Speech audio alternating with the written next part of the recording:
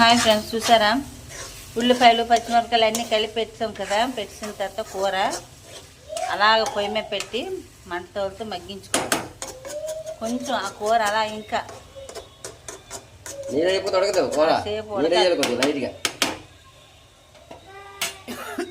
చేయి కడుక్కున్న నీళ్ళు అంతే.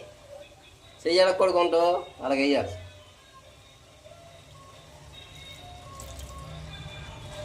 పాపు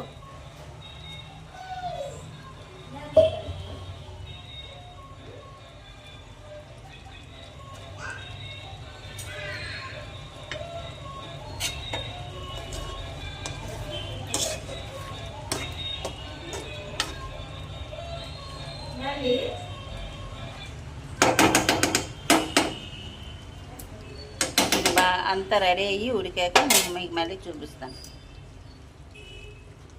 ఆయిల్ రోస్ట్ ఉంటుంది.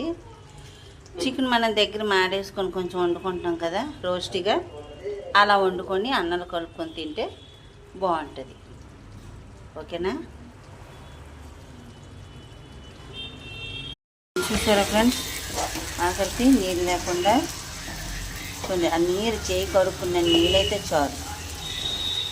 ఉల్లిపాయ ముక్కలు, అల్లము, తెల్లుల్లి పేస్టు, పచ్చిమిర్చి, కరివేపాకు, చికెన్ మసాలా అన్నీ కలిపేసి మనం కొంచెం ఆయిల్ వేసి పొయ్యి మీద పెట్టేసుకుంటే కూర చికెన్ కూర కాబట్టి మగ్గుతుంటప్పుడు వాటర్ వస్తుంటుంది. ఆ వాటర్ వచ్చినతోనే కొంచెం మనం ఆ మాత్రం చేయి కడుక్కుని నీళ్ళ వేసుకొని, ఎక్కువ నీళ్ళు మరి పోయకూడదు, అలా ఉంచుకుంటే చూడండి కూర రెడీ అయిపోయింది. రైస్లో కలుపుకొని తిన్నా, చపాతీలో తిన్నా, ఎలా తినుకున్నా మీ ఇష్టం.